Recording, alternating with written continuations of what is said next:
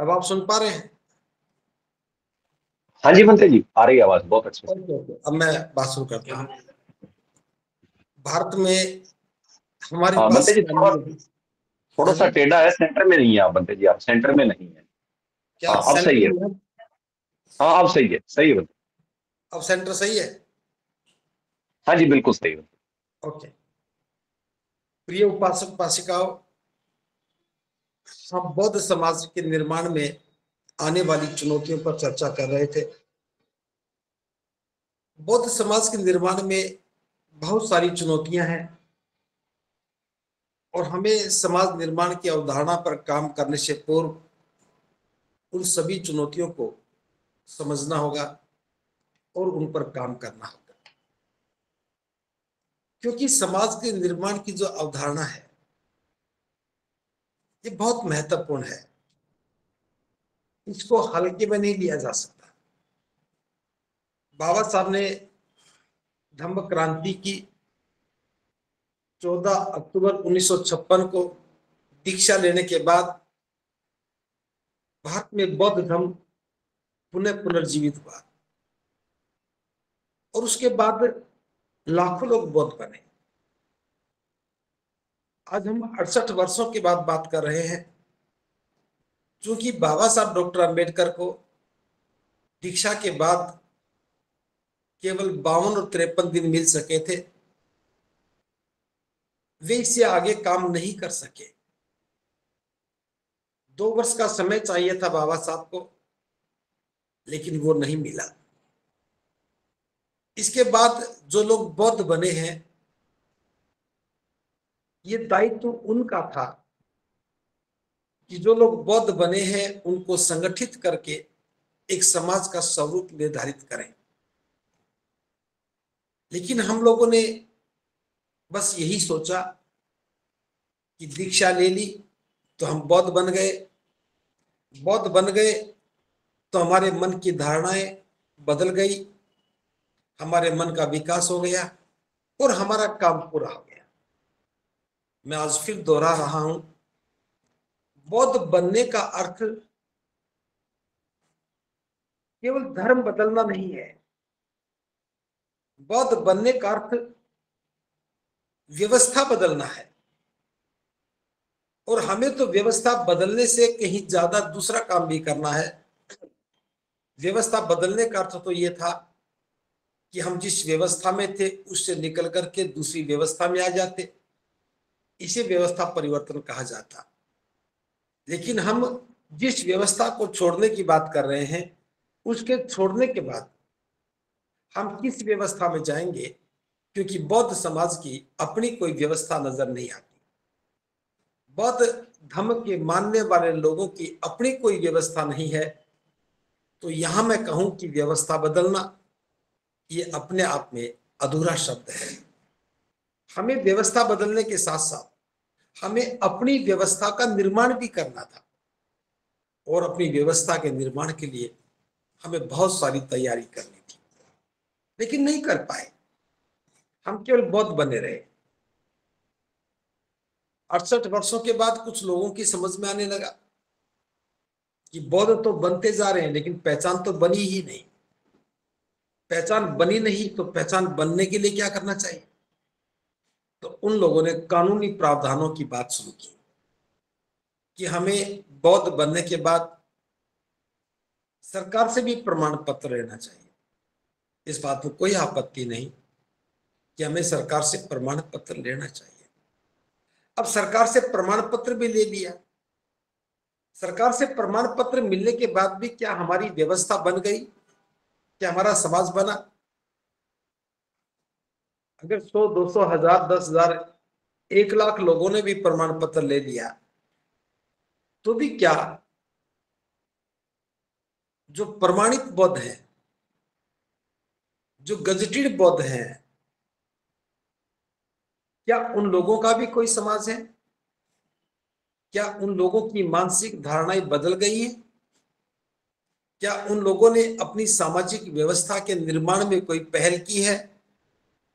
ये बहुत गंभीर विषय था, लेकिन आज भी इस पर कोई चर्चा नहीं हो रही।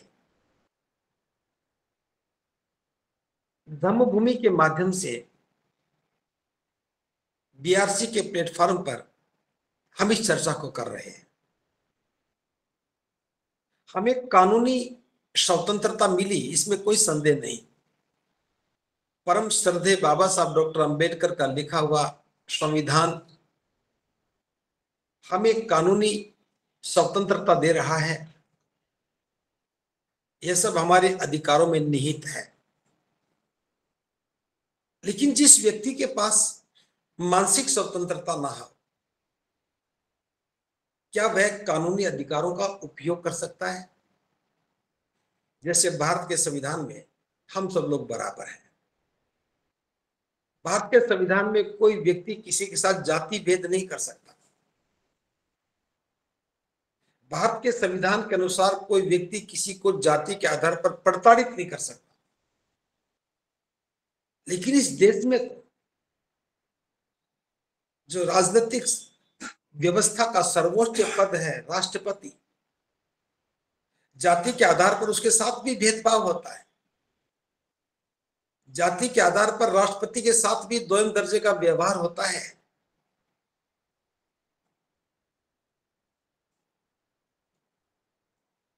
अगर जाति श्रेष्ठ है उस व्यवस्था में, तो सम्मान भी सर्वोच्च है। अगर जाति निम्न पायदान पर है तो फिर सम्मान का कोई अर्थ ही नहीं है। यहां मैं बाबा साहब की बात बताना चाहूंगा। बाबा साहब कहते हैं कि हमें कानूनी आजादी से अधिक सामाजिक स्वतंत्रता की आवश्यकता है। और सामाजिक स्वतंत्रता हमारी मानसिकता से जुड़ी है, क्योंकि समाज का तो कोई कानून नहीं है। समाज के कानून का कोई लिखित दस्तावेज नहीं है। सामाजिक कानून परंपराओं से चलते हैं, मान्यताओं से चलते हैं, और उन मान्यताओं ने हमारी मानसिक स्वतंत्रता को कैद कर रखा है। हम उस मानसिक दास्तां से मुक्त नहीं हुए। बौद्ध बनने के बाद भी हमने मानसिक स्वतंत्रता की कभी कोई बात नहीं की। जैसे मैं बाबा साहब की बात करूं, बाबा साहब महार परिषद में कहते हैं कि कानूनी रूप से हमें व्यवसाय चुनने का अधिकार है। हम जो चाहे व्यवसाय कर सकते हैं, लेकिन धार्मिक और सामाजिक रूप में व्यवसाय जातिगत है। सफाई का काम एक विशेष जाति के लोग ही करेंगे। जूते से संबंधित काम विशेष जाति के लोग करेंगे। पशुपालन का काम विशेष जाति के लोग करेंगे। हालांकि ये लिखित दस्तावेजों में नहीं, सामाजिक दस्तावेजों में लिखित नहीं है। अगर हेयर ड्रेसिंग की बात आएगी, बाल काटने की बात आएगी, तो जाति याद आएगी। भले ही हम कह सकते हैं कि आज ब्यूटी पार्लर के कॉन्सेप्ट में ने जाति की सीमाओं से बाहर जाके काम किया, लेकिन वो लोग कितने हैं, उनका प्रतिशत क्या है? भले जूता व्यवसाय में कंपनियां बड़ी बड़ी आ गई हों, लेकिन जूता रिपेयरिंग के काम में किसकी भागीदारी है? भले ही सफाई करने के बड़े बड़े यंत्र आ गए हों, लेकिन सफाई का टेंडर कोई और ले लेता हो, लेकिन अंतिम पायदान पर सफाई करने का काम कौन करता है? आज भी अगर कोई ढाबा खोल करके बैठे, चाय के लिए एक छोटी दुकान खोल के बैठे, तो भी चाय पीने वाला बिना जाति पिए तो चाय भी नहीं पीता है। पूछे, जाति पूछ करके ही वह संतुष्ट होता है कि मैं किसके दुकान पर। इसलिए आपने देखा होगा शर्मा भोजनालय, शर्मा टी स्टॉल, ये जाति का नाम क्यों लिखा जाता है? ताकि मानसिकता के साथ ग्राहक को आकर्षित किया जा सके। अगर उसी मानसिकता की प्रतिस्पर्धा की मैं बात करूं, तो एक व्यक्ति जिसे जाति के आधार पर प्रताड़ित किया गया है, जिसके मन में मानसिक गुलामी का भाव है, क्या वो व्यक्ति अपनी जाति का नाम लेकर के भोजनालय खोल सकता है?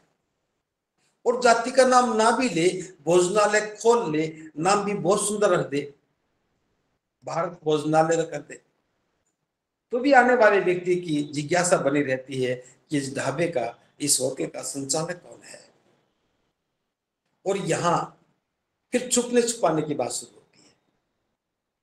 फिर यहां व्यवस्था निर्माण गौण हो जाता है, हम पहचान छुपाने की बात करते हैं। अगर थोड़ा और आगे बढ़ के बात करें, जैसे मानसिक स्वतंत्रता की बात में बात कर रहा हूं, बाबा साहब ने हमें सेपरेट सेटलमेंट के लिए कहा कि गांव में जब वहां रहते हैं तो वहां हमें स्वतंत्रता नहीं है, वहां हमें कारोबार चुनने की स्वतंत्रता नहीं है, हमारे आजीविका के सारे साधन दूसरे लोगों पर निर्भर करते हैं और वे आजीविका के सारे हमारा शोषण भी करते हैं और मानसिक प्रताड़ना करते हैं, हमारे विकास के मार्ग अवरुद्ध हो जाते हैं। हमें कारोबार चुनने की स्वतंत्रता नहीं है, हमें एक सुंदर जीवन, बेहतर लाइफ स्टाइल बनाने की भी अनुमति नहीं है। आज भले ही हम कह सकते हैं कि जो बाबा साहब ने 1936 में कहा था वैसा आज नहीं है, मैं इस बात का समर्थन करूंगा कि 1936 में जो बाबा साहब ने कहा वैसा आज नहीं है, लेकिन स्वरूप बदला है, रूप नहीं। आपने सुना होगा कि राजस्थान में एक व्यक्ति की इसलिए हत्या कर दी गई कि वो मूछें रखता था। गुजरात में अभी की घटना है, एक व्यक्ति को इसलिए मार दिया गया कि वो घोड़ी पर बैठकर चलता था, पहले घोड़ी को गोली मारी फिर व्यक्ति को मारी। ये मध्य प्रदेश की घटना है, एक अध्यापक ने आटा पीसने वाली चक्की को हाथ लगा दिया, उसके हाथ काट दिए गए। हरियाणा की घटना है, एक व्यक्ति ने खेत में काम करते हुए घड़े से पानी पी लिया तो उसका वो हाथ काट दिया। ये तो गिनी चुनी घटना है,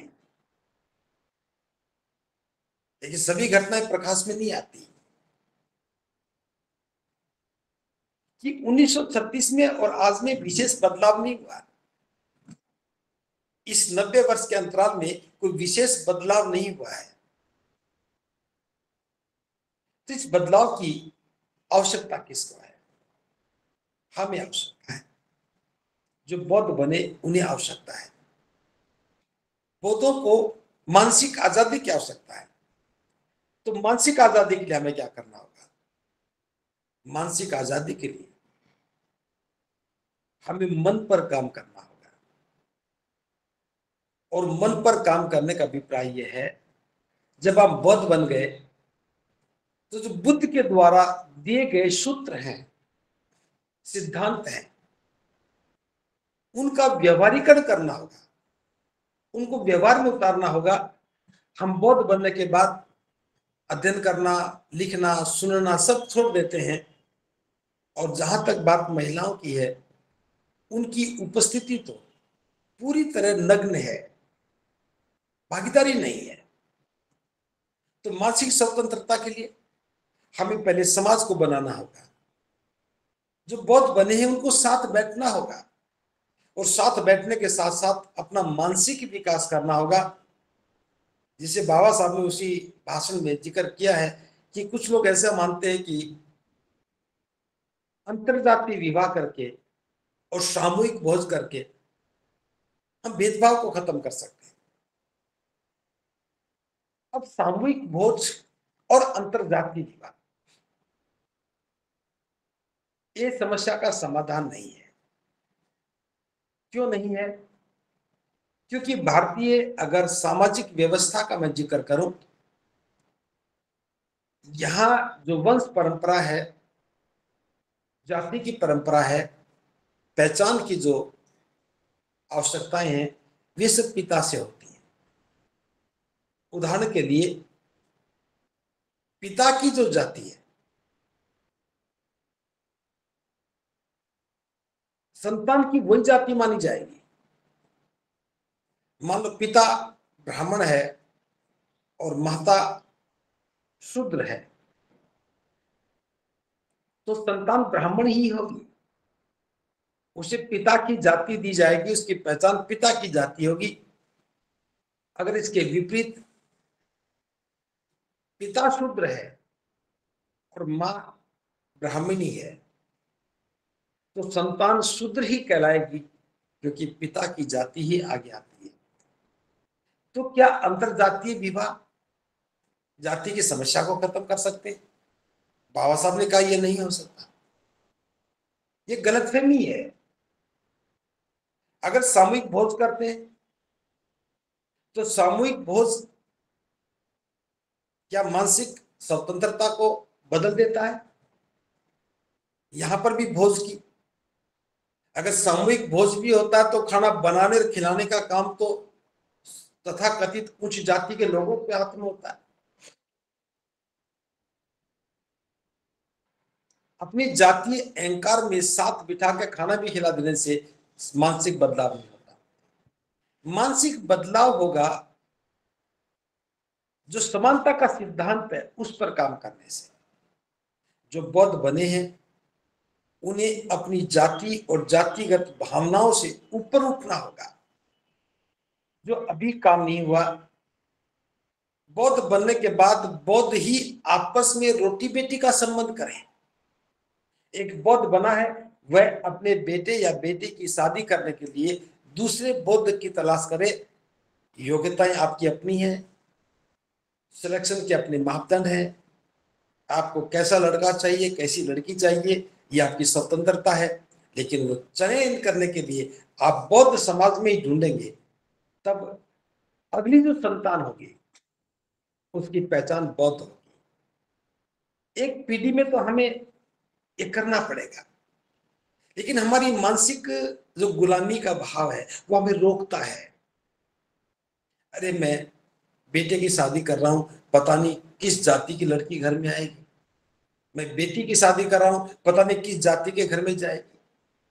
अब उस जाति का जो फोबिया है ये मानसिक दरिद्रता का है। और महिलाओं को तो मानसिक स्वतंत्रता के लिए कभी काम ही नहीं करने दिया। तो कानूनी जो स्वतंत्रता है वह तो न्यायालय की लड़ी जाने वाली लड़ाइयों के लिए है। व्यवहार में तो उसका रूपांतरण हुआ ही नहीं, व्यवहार में तो उसकी स्वीकार्यता हुई नहीं। तो हमें क्या करना होगा? हमें बौद्ध बन करके अपनी मानसिक स्वतंत्रता के लिए काम करना होगा। और अपनी मानसिक स्वतंत्रता के लिए काम कब होगा? जब हम मन के विकास पर काम करेंगे, जब हम बुद्ध के सिद्धांतों को व्यवहार में उतारने की बात करेंगे।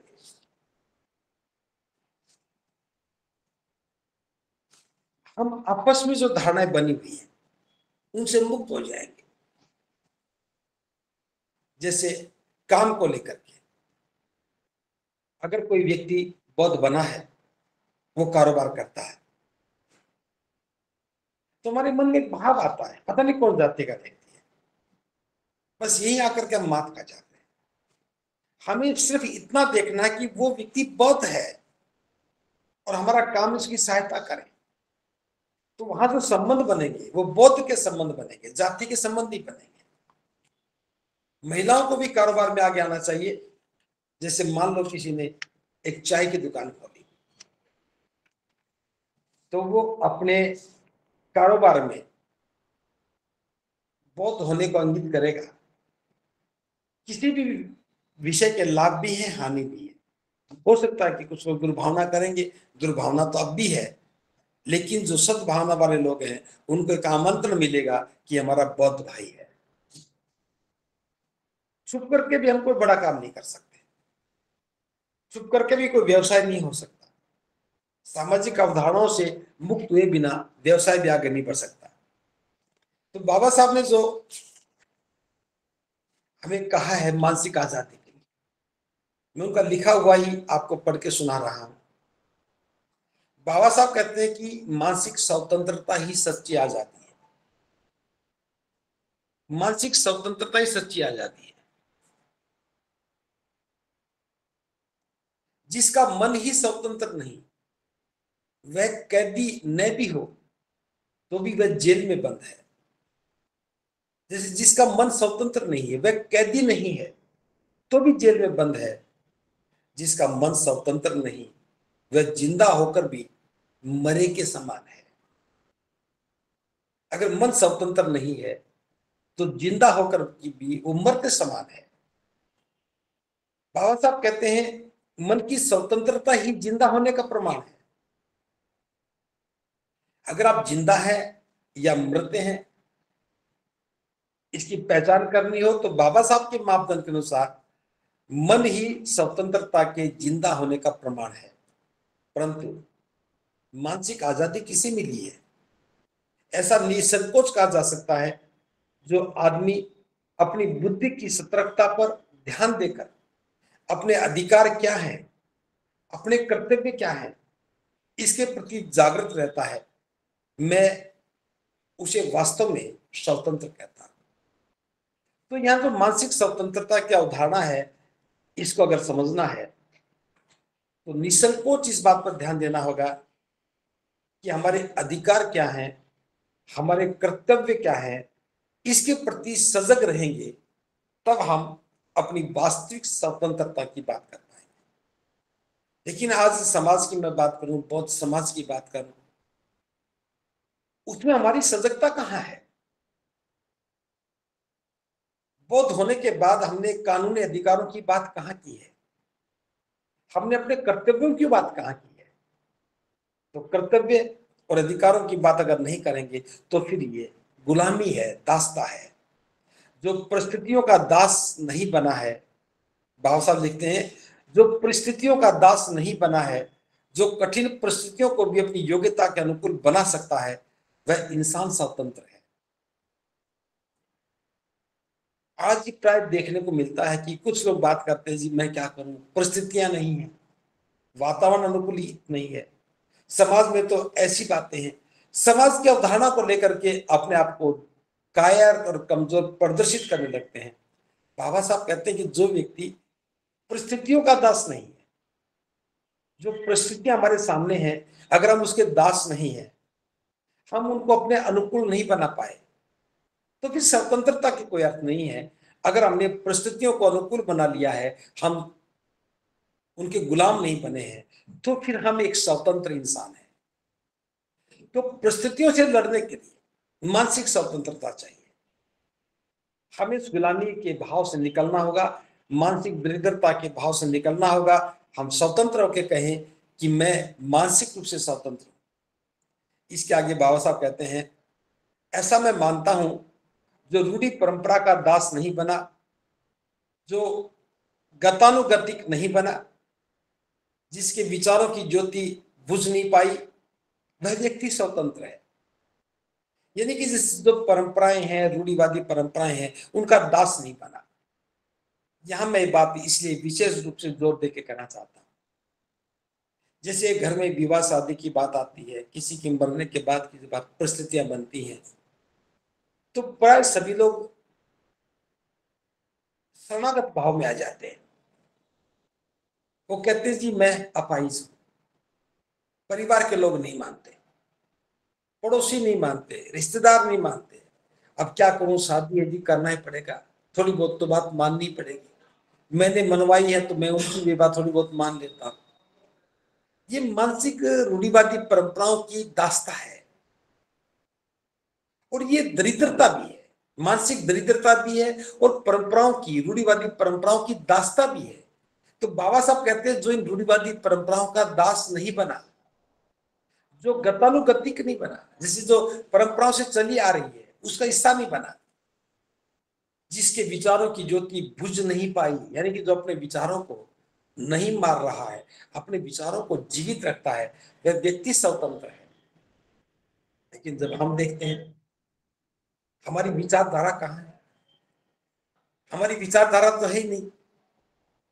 हमारी बौद्धों की जो परंपराएं थी, हम उनको देख भी नहीं पा रहे, समझ भी नहीं पा रहे। बाबा साहब कहते हैं कि मेरी ऐसी मान्यता है जो पराधीन नहीं हुआ है, जो किसी दूसरों के मत के अनुसार व्यवहार नहीं करता, जो अपने अधिकारों के का हनन करने पर अधिकारों की रक्षा के लिए सजग रहता है, जो प्रतिकूल जनमत से घबराता नहीं है, दूसरों के हाथों का खिलौना न बनने की बुद्धि, स्वाभिमान जिसके पास है, वही इंसान स्वतंत्र है, ऐसा मैं समझता हूं। इन शब्दों को मैं दोबारा से पढ़ रहा हूं। जो व्यक्ति दूसरों के मतानुसार व्यवहार नहीं करता, वह स्वतंत्र है। आप अपने आप की तुलना करके देखिए, हम जो व्यवहार करते हैं वो किसकी मत का अनुसरण करते हैं।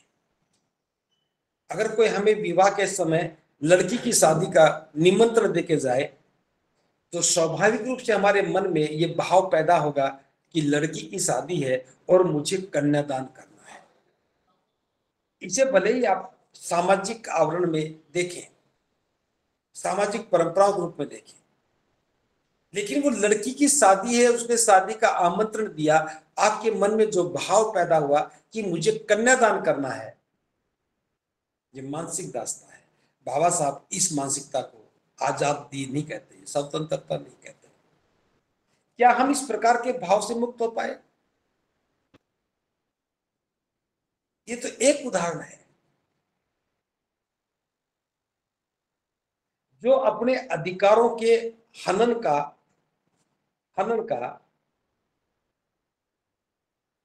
के प्रति सजग है।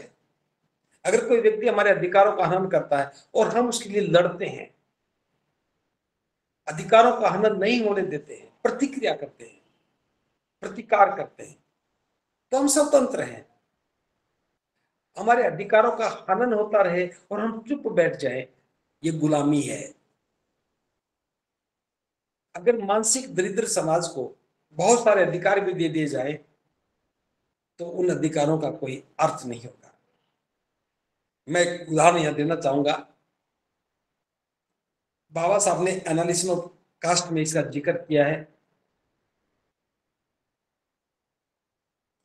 रोम की घटना है, वहां पेल्विन और पैट्रिशियन दो समुदाय थे।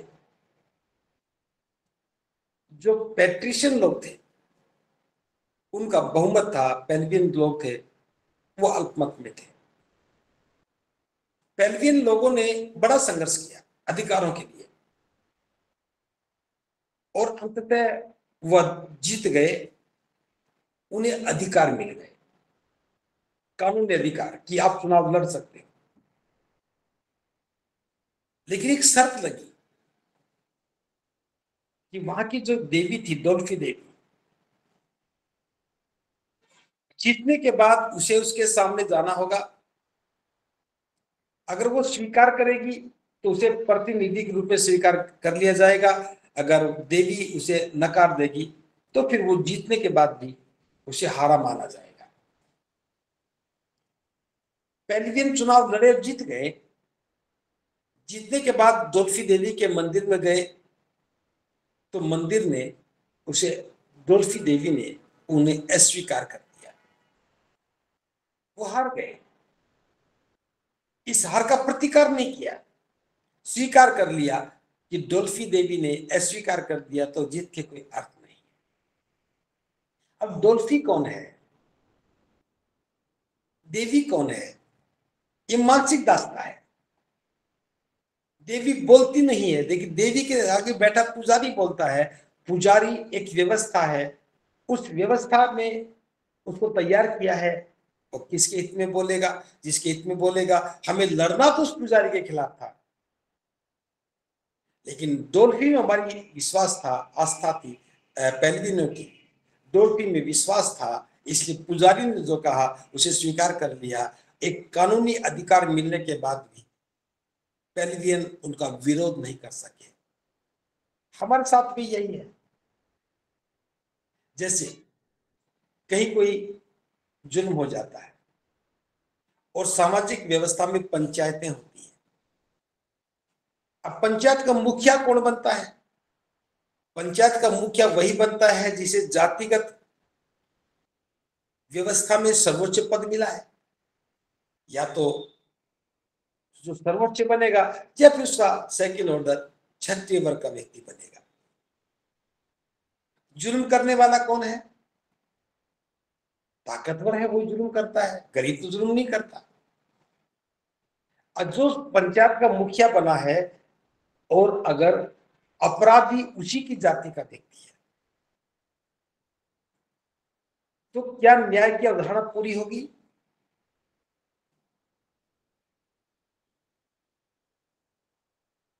इसको थोड़ा कानूनी रूप से समझिए। ये तो पंचायत के रूप में है, क्योंकि जो सजातीय व्यवहार है उसे कानून का खौफ नहीं है। पंचायत का मुखिया अपनी जाति का समर्थन करता है, अगर उसकी जाति के व्यक्ति ने अपराध किया है तो सजा बहुत थोड़ी होगी, क्षमा मांगने की होगी, हो सकता है पैर छूने की हो जाए। और अगर अपराध करने वाला निम्न जाति का व्यक्ति है तो उसकी सजा बहुत कठोर होगी, हो सकता है कि गांव निकाला भी हो जाए। और हम स्वीकार इसलिए करते हैं कि पंचायत है, पंचायत के प्रति हमारी मानसिकता है। उस मानसिकता में दासता का जो भाव है, बाबा साहब कहते हैं जब अधिकारों का हनन होता है और कोई व्यक्ति प्रतिकार नहीं करता तो मैं उसे दासता की मानता, गुलामी मानता। जो अपने अधिकारों के सजगता के प्रति सजग है वह स्वतंत्र है। तो मैंने रोम का जो उदाहरण देके बताया, कानूनी अधिकार तो मिल गया लेकिन मानसिक दासता ने उन्हें अधिकार मिलने के बाद भी उन अधिकारों से वंचित कर दिया। चुनाव जीतने के बाद भी वो अपना प्रतिनिधि नियुक्त नहीं कर पाए। ऐसा हमारे साथ भी है। हमें सामाजिक व्यवहार के नाते प्रताड़ित किया जाता है, मानसिक दरिद्रता के कारण हमें अपमानित किया जाता है और हम बोलते नहीं है। बाबा साहब कहते हैं जो प्रतिकूल जनमत से घबराता नहीं है, दूसरों के हाथ का खिलौना न बनने की बुद्धि जिसके पास है, जिसके पास स्वाभिमान है, वही इंसान स्वतंत्र है, ऐसा मैं समझता हूं। जैसे आज एक प्रतिकूल वातावरण था, अभी पिछले काफी लंबे समय से प्रतिकूल जनमत है और हमारे अधिकांश लोग भयभीत रहे, संगठनों ने काम करना बंद कर दिया। भयभीत इसलिए रहे कि हमारे अनुकूल वातावरण नहीं है। क्या वातावरण की अनुकूलता मानसिक आजादी के लिए अनिवार्य है? मानसिक स्वतंत्रता तो एक भाव है, उसे वातावरण की अनुमति नहीं है, वातावरण की आवश्यकता नहीं है। जो मानसिक रूप से स्वतंत्र है वह अपना वातावरण स्वयं निर्मित कर लेता है। जो प्रतिकूल जनमत में घबराता नहीं है वो व्यक्ति स्वतंत्र है। अभी हम बौद्ध समाज के निर्माण की जब बात करते हैं तो अक्सर कुछ लोग बात करते हैं, मैं इसका यह जिक्र करना चाहता हूं। लोग कहते हैं जी सारे मोहल्ले में मैं ही अकेला बौद्ध हूं, अगर मैं परंपरा बदलूंगा, अगर मैं ये सब नहीं करूंगा तो लोग मेरे को अलग कर देंगे, मेरे उपहास उड़ाएंगे। अब ये मानसिक दरिद्रता है। अलग होने से उपहास उड़ाने का क्या संबंध है? क्या हमने सामाजिक व्यवहार को मना किया है? क्या किसी के साथ अच्छा बर्ताव करने के लिए, अच्छी मानसिकता के साथ व्यवहार करने के लिए मना किया है? क्या हमने कोई गुनाह करने के लिए कहा है? क्या कोई अच्छे व्यवहार के साथ, अच्छे स्वभाव के साथ, अच्छी परंपराओं के साथ समाज में अकेला नहीं रह सकता? मैं अकेला हो जाऊंगा, ये डर ही मानसिक दरिद्रता का डर है। होना यह चाहिए कि मेरी बस्ती में 100 घर हैं, सारे अबौद्ध हैं, मैं बौद्ध हूं, मेरा आचरण अच्छा है, मैं अच्छी परंपराओं निर्वाह कर रहा हूं। भले लोगों की परंपरा और है, मैं अपनी परंपराओं में उन्हें आमंत्रण दूंगा। जो मेरी बातों को सुनकर के मेरे पास आएंगे वे मेरे समर्थक होंगे, मैं भी उनके साथ खड़ा होऊंगा। किसी की शादी में जाना का अर्थ ये नहीं है कि आपने अपनी मान्यताओं को खो दिया। किसी ने आपको भोजन का आमंत्रण दिया है, इसका अर्थ ये नहीं है कि आपने अपनी स्वतंत्रता को खो दिया। एक इस्लाम का व्यक्ति है, एक ईसाई व्यक्ति है, पास पास रहते हैं। अगर कोई ईसाई व्यक्ति इस्लाम के व्यक्ति को घर में आमंत्रण देता है तो क्या उसकी ईसाइयत इस्लामियत खत्म हो जाती है? अगर कोई इस्लाम का व्यक्ति किसी ईसाई को अपने घर में आमंत्रण देता है भोजन के लिए तो क्या उसकी ईसाइयत खत्म हो जाती है? ये व्यवहारिक बातें हैं, लेकिन व्यवहारिक बातों को जब धार्मिक आवरण में फिट कर देते हैं तब हम भयभीत हो जाते हैं। ये भय हमारी मानसिक दरिद्रता का है।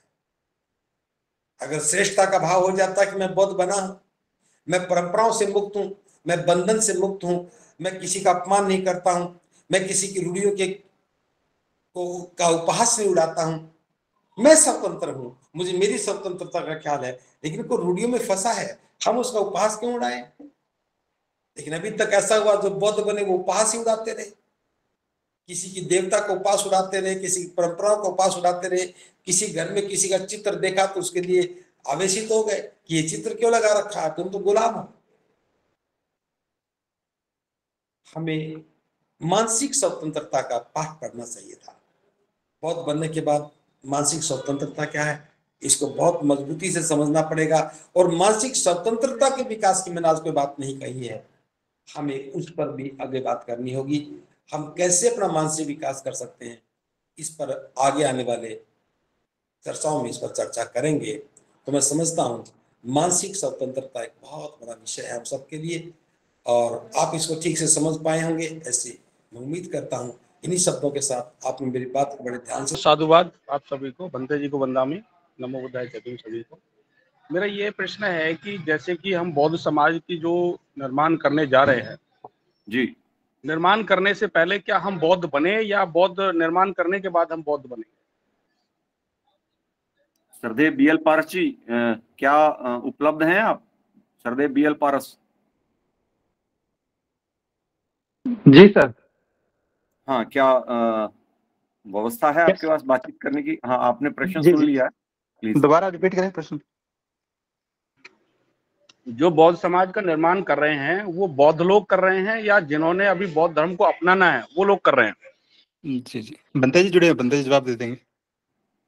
देखिए, ये जो प्रश्न है, जो बौद्ध बन चुके हैं ये तो उनका दायित्व है, जो नहीं बने हैं उनकी जिम्मेदारी नहीं है। ये जो बौद्ध बने ही नहीं है उन्हें व्यवस्था की जरूरत ही नहीं है।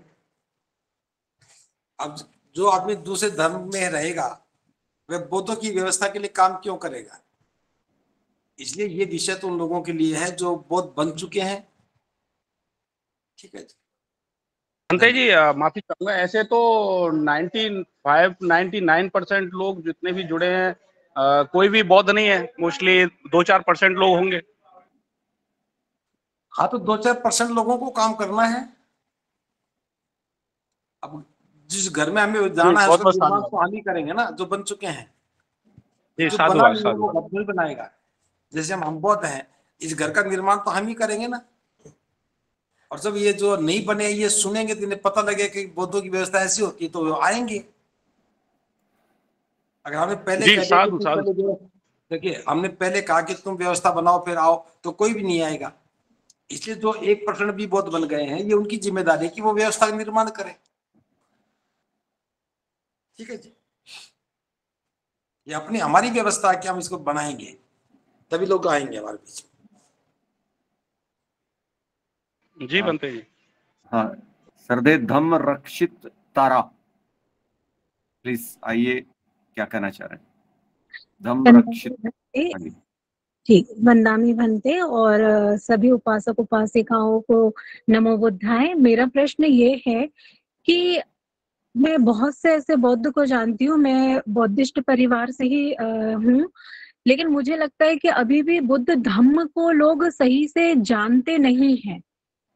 बेसिक भी लोगों को क्लियर नहीं है, तो उसके लिए भिक्षु संघ क्या कर रहा है? मतलब मैं भिक्षु संघ से नहीं जुड़ी हुई हूँ, तो इसलिए मुझे पता नहीं है, क्योंकि पहले तो जैसे क्या होता था, मैंने अभी जितनी भी किताबें पढ़ी है उस हिसाब से मुझे पता चला है कि जो विहार होते थे, विहारों में जो भिक्षु रहा करते थे, तो जब उपासक उपासिकाएं वहां जाया करती थी तो बौद्धिस्ट प्रतीक जो थे उनको समझाने के लिए भिक्षु संघ वहां उपलब्ध हुआ करते थे। लेकिन अभी जब हम देख रहे हैं तो हमें भिक्षु संघ नहीं दिखाई देता है, मतलब आम जन में तो नहीं दिखाई देता है कि हम उनसे जाके कोई प्रश्न कर सके कि ये बुद्ध का जो धम्म है ये कैसा मार्ग है, या इसको पाने के लिए हमें क्या करना चाहिए, किस तरीके से करना चाहिए। मतलब बहुत सी ऐसी बातें हैं जो लोगों की समझ से बहुत परे हैं। यहाँ तक कि जब हम जातक कथा की बात करते हैं, लोग सारे के सारे ये जरूर जानते हैं कि जातक कथा होती है, लेकिन जब उसको पढ़ते हैं, मैं लोगों की बात कर रही हूँ, मैं अभी थोड़ा समझ पा रही हूँ जातक कथा कैसी होती है, तो मैं समझ पा रही हूँ, लेकिन जब लोग उसको पढ़ते हैं तो उसको हमेशा गलत तरीके से ले जाते हैं। तो इसको सही से बताने के लिए क्या हो रहा है, मैं ये जानना चाहती हूँ। और अगर कोई ऐसी जगह है जहाँ पे ये बताया जाता है कि बुद्ध का मार्ग कैसा है, उसको बुद्ध का जो मार्ग है उसको समझाया जाता है, तो मैं वहां से जुड़ना चाहूंगी। जी। आपका आपका नाम क्या है, कहाँ से है, थोड़ा बताएंगे आप? मेरी जो गूगल आईडी है वो धम्म रक्षिका तारा है, और मैं मध्य प्रदेश भोपाल से हूँ सर, भंते जी। अच्छा, धम्म रक्षिता तारा, भोपाल से हैं। जी। देखिए, जो आपने जो प्रश्न पूछा है बहुत महत्वपूर्ण है। पहली बात तो ये मैं स्पष्ट करूं, भारत में भिक्षु तो बहुत हैं, लेकिन इस प्रकार की कोई व्यवस्था नहीं बना पाए जहां जिज्ञासुओं के प्रश्नों का उत्तर दिया जा सके। कोई भी ऐसा आधिकारिक केंद्र नहीं बना जो उपासकों की या जिज्ञासु लोगों की अपेक्षाओं पर खरा उतर सके, उन्हें समझा सके। दूसरा, धम्म का वातावरण भी निर्मित नहीं हुआ, कोई संस्थान भी खड़ा नहीं हुआ, उपासकों ने भी ऐसी कोई पहल नहीं की जिससे धम्म को समझाया जा सके। तो सभी लोग अपने अपने तरीके से काम कर रहे हैं, लेकिन मैं आपकी जानकारी के लिए बता दूं कि धम्म भूमि का एक सुसंगठित अभियान अभी चल रहा है। जैसे बीआरसी की ये बैठक है, प्रतिदिन होती है, इस पर भी बहुत सारी शंकाओं के समाधान हो सकते हैं। इसके अतिरिक्त हम जल्दी ही 5-7 दिन के अंदर अंदर एक और चैनल शुरू कर रहे हैं, जिसमें आप जो भी चाहे पूछ सकते हैं, उनके उत्तर दे आपको मिलेंगे, आपकी जिज्ञासाओं के समाधान होंगे। और धम्मभूमि का जो बीआरसी का केंद्र है अलीगढ़ में, उसमें प्रशिक्षणों का दौर भी चल रहा है लगातार, अभी चलेगा, उसमें भी आप हिस्सेदारी कर सकते हैं। आप भोपाल में बैठ करके भी लगातार धम्मभूमि के केंद्र से जुड़ सकते हैं ऑनलाइन। तो उसके लिए हम अगली बार आपको सारी डिटेल बता देंगे। अभी हमारी थोड़ी सी कमियां हैं, उसको व्यवस्थित कर रहे हैं, उसके बाद आपके सारा डिटेल बता दी जाएगी। धन्यवाद।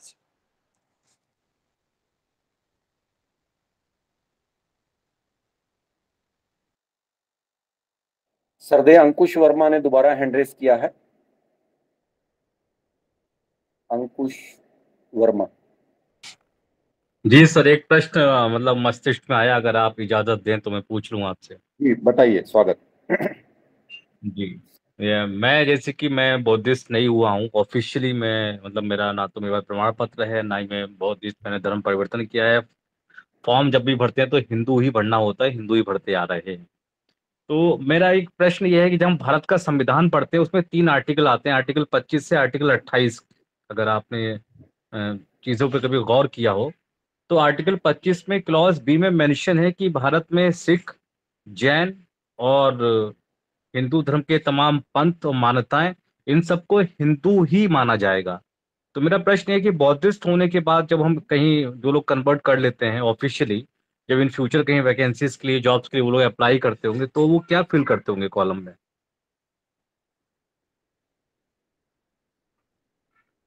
पौधों के लिए और अलग से आता है। हाँ जी। उस कॉलम में आप बौद्ध ही लिखेंगे। अच्छा, नहीं, लेकिन ये 25 आर्टिकल जो है, आर्टिकल 25 क्लॉज बी में ये मेंशन किया हुआ है। अगर आप, मैं ढूंढ रहा था कि डेफिनेशन क्या है, नहीं, क्योंकि मुझे संविधान में हर ये शब्द को सही है, डिफाइन किया गया है।